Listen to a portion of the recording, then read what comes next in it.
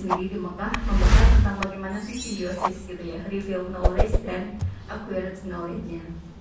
Oke, next aja Mas. Nah, jadi kalau kita melihat Bapak Ibu nanti bisa dijadikan dasar untuk FGD bahwa tujuan dari integrasi nilai keislaman ini ada dari satu artikel yang saya baca. Yang pertama adalah pengenalan paradigma dan konsep Islam secara umum yang berkaitan dengan kesehatan. Kalau di kami di kesehatan seperti itu. Tapi kalau misalnya di keilmuan Bapak Ibu silakan nanti bisa melihat misalnya di teknik mesin, di pertanian dan lain-lain.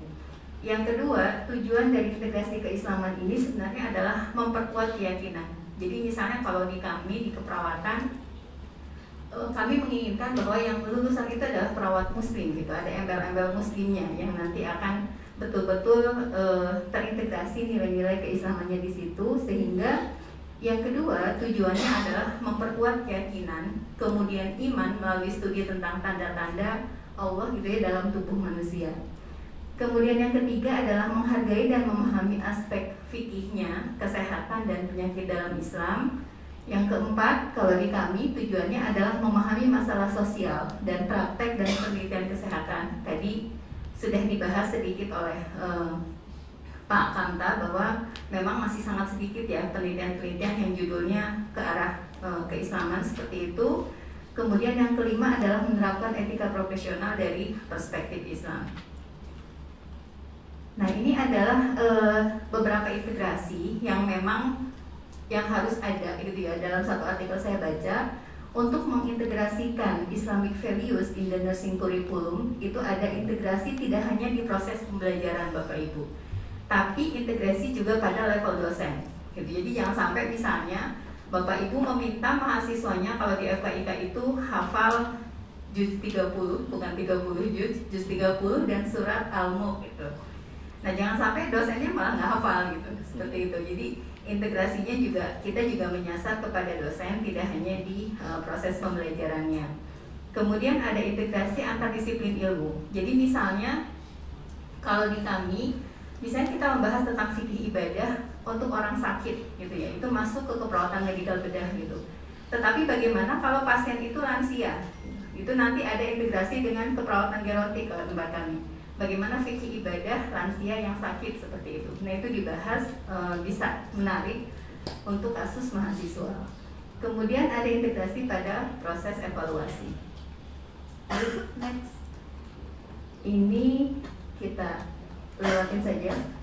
Next saja. Ini nanti bisa sebagai bahan untuk pembahasan. Next. Lanjut. Nah, Bapak Ibu, ini yang memang kalau saya lihat dari current state-nya gitu ya, apa sih yang ada sekarang untuk kurikulum? Di kurikulum kan kita sudah menggunakan OBE gitu ya, Outcome Based Education Approach.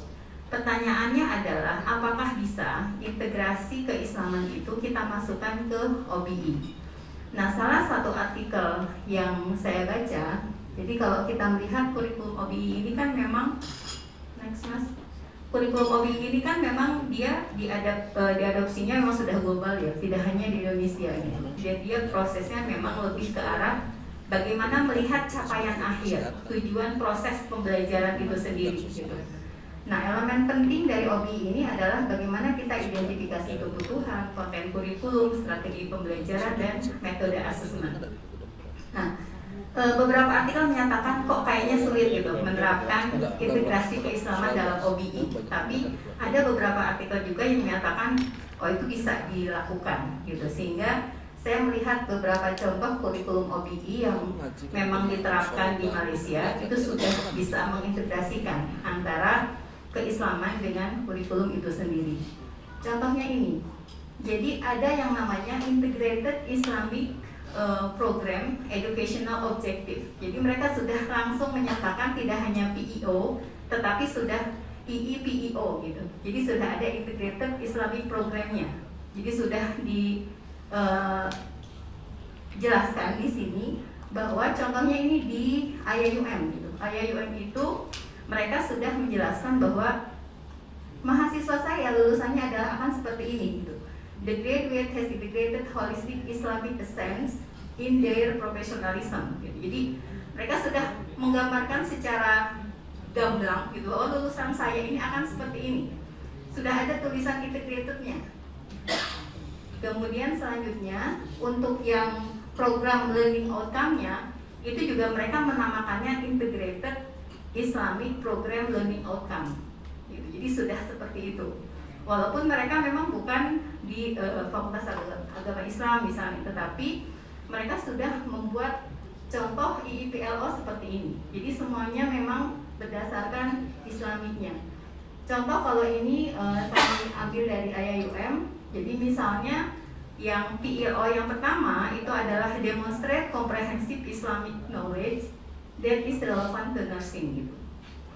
Jadi ketujuh, kalau misalnya nanti kami dari pengalaman program studi ilmu keperawatan, ada beberapa profil yang memang kita lihat integrasi Islamiknya memang terlihat jelas gitu. Nah ini contoh yang IIPLO yang dari IAIUM. Oke, next. Nah, bagaimana sih pengalaman kami di keperawatan khususnya gitu ya, dan di FKIK secara umumnya untuk menerapkan integrasi keislaman? Yang pertama, sangat terbantu dengan visi misi universitas Bapak Ibu. Jadi visi misi universitas kan memang sudah ada nilai keislamannya, dan itu kita sudah turunkan baik di visi maupun misi gitu. Jadi visinya sudah ada nilai-nilai Islam untuk kemaslahatan umat. Kemudian misinya mengintegrasikan nilai-nilai Islam. Kemudian yang kedua juga penelitiannya nilai-nilai Islam. Dan yang ketiga juga impact, kolaborasi, interprofesi, dan nilai-nilai Islam. Nah, jadi kalau melihat visi misi yang seperti ini, akhirnya kami turunkan ke profil. Sebelum OBI, profil kami itu ada 7. Salah satunya adalah menjadi nurse muslim berkemajuan. Tetapi itu ternyata ada dikotomi juga Bapak Ibu. Ketika ada CPL itu, maka yang mata kuliah ada CPL tersebut, itu kelihatan islamisasinya. Tapi selain itu, maka itu tidak terlihat gitu. Sehingga pada saat OBI, kami sudah menerapkan 5 profil. Next Mas. 5 profil seperti ini. Jadi, kalau di keperawatan ada care provider, manager, communicator, researcher, dan health educator. Kalau dilihat memang tidak terlihat kok Islamnya di mana gitu. Tetapi ketika kita deskripsikan, itu semuanya sudah berlandaskan nilai-nilai Islam.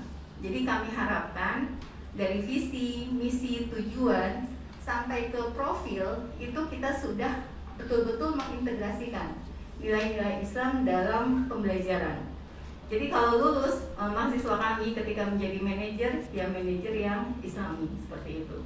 Ketika menjadi perawat di rumah sakit, ya perawat yang Islami. Nah ini profil yang sudah kami kembangkan di keperawatan.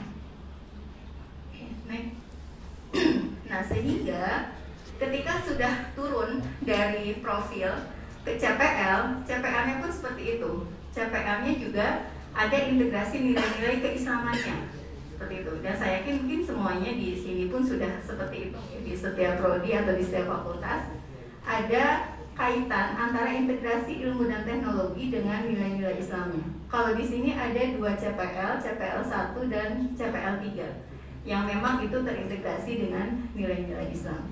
Nah ini yang mendasari Bapak Ibu kurikulum kami di keperawatan gitu, baik dari visi, misi, profil, CPL, dan kemudian selanjutnya next. Nah ini jadi contohnya seperti ini. Di setiap mata kuliah atau setiap blok itu ada integrasinya. Jadi contoh misalnya di mata kuliah konsep Islam dalam keperawatan keluarga. Jadi ada yang namanya mata kuliah blok keperawatan keluarga. Nah di situ ada definisi keluarga dalam perspektif Islam misalnya. Jadi kalau Bapak Ibu melihat buku blog atau RPS di keperawatan, semuanya pasti ada satu topik integrasi antara keilmuan itu dengan keislamannya gitu. Jadi mahasiswa sudah punya dasar-dasar terkait itu. Dan ini biasanya memang kita berikan di awal perkuliahan. Nah, contoh misalnya di keperawatan Islam semester 1 itu ada konsep secara umum tentang Islam. Misalnya konsep sehat sakit dalam Islam, mereka harus paham itu dulu. Baru ketika masuk ke mata kuliah selanjutnya, mereka sudah langsung mendasar sesuai dengan topik di mata kuliah tersebut. Misalnya di keperawatan bencana gitu ya, manajemen bencana. Nanti mereka akan membahas bagaimana fikih bencana dalam Islam gitu, seperti itu. Dan itu sudah kami terapkan. Next. Nah, contohnya lagi adalah kami misalnya tidak hanya terkait tadi mata kuliah terkait topik, tetapi ada rancangan penugasan. Rancangan penugasan ini terkait dengan keislaman. Misalnya untuk mata kuliah manajemen bencana gitu ya. Manajemen bencana ini nanti tugasnya adalah mahasiswa mengkaji bencana dalam sudut pandang agama Islam. Jadi mereka nanti akan membedah buku fikih kebencanaan gitu ya dari majelis takjid. Kemudian mereka akan meresum terkait itu. Kemudian contoh yang di sini juga integrasi tentang bagaimana keislaman di keperawatan. Oke, next. Nah, selanjutnya adalah saya ingin memperlihatkan saja Bapak Ibu bahwa integrasi keislaman kami di keperawatan maupun mungkin di FKIK itu tidak hanya sebatas di mata kuliah atau sebatas pada kurikulum gitu, tetapi pada saat pelaksanaan teaching learningnya juga kami melakukan hal tersebut. Mungkin diperlihatkan videonya, Mas. Oke, jadi ini adalah contoh kegiatan tutorial yang dilakukan di keperawatan gitu. Nanti Bapak Ibu bisa melihat prosesnya.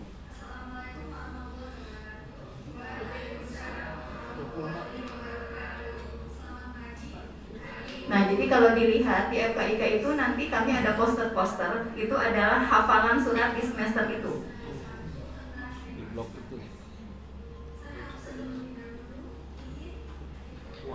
Dan ini posternya akan diganti sesuai dengan target hafalan di semester tersebut.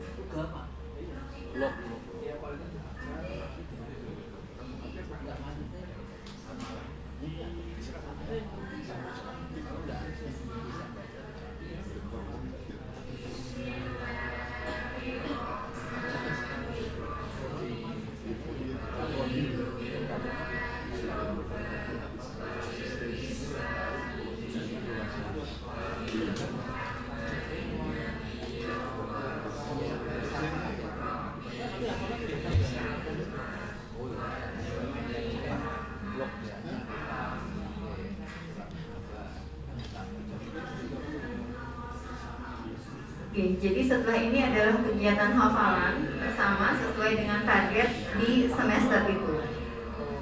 Nanti akan dicek satu persatu Bapak Ibu hafalannya.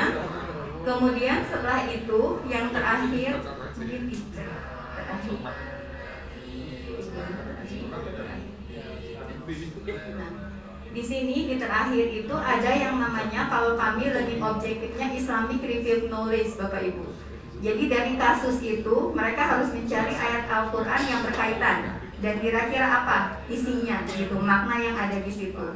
Jadi mahasiswa betul-betul memahami ketika ada kasus permasalahan gitu ya, permasalahan yang ada, maka mereka melihat bahwa oh ayat Al-Qurannya ini, hadisnya ini, apa yang harus mereka pelajari. Nah itu di setiap kegiatan tutorial kami sudah integrasikan hal tersebut gitu, ada Islamic Review Knowledge-nya. Kemudian ke PPT aja. Kemudian ini adalah contoh buku hafalan Bapak Ibu, hafalan per blok. Jadi semester 1 ada hafalannya apa saja, semester 2 hafalannya apa saja gitu. Dan ini memang kita cek pada saat tutorial tadi. Oke, ya ada evaluasinya. Nah kemudian karena keperawatan ini ada tahap profesinya Bapak Ibu. Di profesi itu ada yang namanya padepokan, jadi kayak pesantrennya untuk mahasiswa. Dan itu kami ajarkan bagaimana misalnya penerapan 9 Golden Habit-nya dan aplikasi nilai Islam. Dan ini adalah penilaian yang memang kita lakukan pada akhir pelaksanaan profesi. Next. Nah kemudian terakhir kami ada uji kompetensi nurse muslim Bapak Ibu. Jadi tidak hanya menjadi nurse yang dia lulus secara knowledge gitu ya, tetapi ada uji kompetensi nurse muslimnya. Bagaimana mereka harus ceramah, mereka hafalan, mereka tahsin seperti itu. Kita cek, kemudian pengetahuannya juga kita uji. Next. Nah ini contoh penilaian baca Al-Quran gitu ya, juz 30. Kemudian next. Nah, ini adalah contoh dokumentasi untuk uji kompetensi nulis muslim. Jadi memang seperti OSCE, masuk ke ruangan sendiri-sendiri, kemudian nanti diuji ceramahnya seperti apa, kemudian tahsinnya seperti apa, tilawahnya seperti apa, pengetahuan muslimnya juga seperti apa. Kemudian next. Nah, ini adalah contoh untuk penelitian. Jadi ada di tempat kami Pak Syahrul, mungkin tadi yang Pak Kamta melihat ada hijamah atau bekam, itu adalah penelitiannya Pak Syahrul, karena beliau memang fokus di sana gitu, penelitiannya di hijamah gitu. Jadi betul-betul mendalami hal itu. Kemudian next, untuk Pengmas, beliau juga Pak Syahrul ini sangat aktif sekali gitu. Jadi bagaimana memberikan anggota takmir gitu ya, anggota takmir juga. Jadi kesembuhan dalam medis dan dalam Islam seperti itu. Beliau banyak sekali bercerita terkait hal itu. Oke, next. Nah, ini adalah penguatan di dosennya Bapak Ibu. Jadi ini dikepalai oleh Pak Miftah dia. Jadi ada tahsin dan kultum di setiap awal kegiatan rapat, ada pengajian bulanan, kemudian juga ada kami ada kelas tahsin, ada kelas tahfidz gitu ya. Kemudian ada pengajian ummahat setiap Jumat malam. Oke, next. Nah, ini contoh saja next kegiatan. Nah, ini adalah mungkin masukan saya untuk rencana pengembangan untuk yang ke integrasi UMY-nya. Bagaimana kita memperkuat Islamic personality, baik di dosen, kemudian mahasiswa juga, staf semuanya, semua sivitas UMY-nya. Nah, kemudian Islamisasi kurikulum ini, kalau di artikel yang saya baca, memang yang mengajarkan terkait Islamik itu tidak dari Fakultas Agama Islam, Pak, tapi memang harus dari dosen keilmuannya sendiri gitu. Sehingga mungkin kalau misalnya mau dirubah pun ada Islam yang memang secara umum akidah akhlak seperti itu, tetapi ada yang memang sesuai dengan disiplin ilmu masing-masing. Itu yang memang harus kita tekankan. Kemudian kalau yang saya baca artikelnya, kalau di Malaysia itu dosennya memang ada kuliah Pak, ambil diploma studi Islam gitu. Karena minimal misalnya saya harus bisa membedakan mana hadis yang hasan, hadis yang doif gitu. Bagaimana sih saya membaca tafsir yang benar gitu, seperti itu, sehingga mungkin saya yang tidak punya dasar Islam yang kuat gitu, itu bisa minimal tahu bagaimana sih memilih ayat-ayat Al-Quran yang baik. Ayat Al-Quran semuanya baik ya, memilih ayat Al-Quran yang tepat gitu. Salah ini nanti Pak Syakir langsung. Kemudian atau hadis-hadisnya gitu, hadisnya betul-betul yang memang dasar-dasarnya mana nih yang harus saya pilih misalnya, seperti itu. Nah, itu mungkin ada masukan untuk dosen-dosen, ada mungkin tidak harus ambil diploma studi Islam, tetapi dari PPPI atau dari mana itu bisa mengadakan hal tersebut untuk dosen. Kemudian program Memorize Al-Quran, jadi program tahfidz juga harus dimonitor gitu ya. Dosennya juga, misalnya ketika mahasiswa hafalan, dosennya malah pegang HP gitu ya, karena tidak hafal juga gitu. Tapi ya tetap harus berusaha menghafal. Jadi itu ada penguatan untuk integrasinya, baik nakli maupun yang aklinya gitu, seperti itu. Ya, jadi mungkin itu Bapak Ibu bagaimana pengalaman kami menerapkan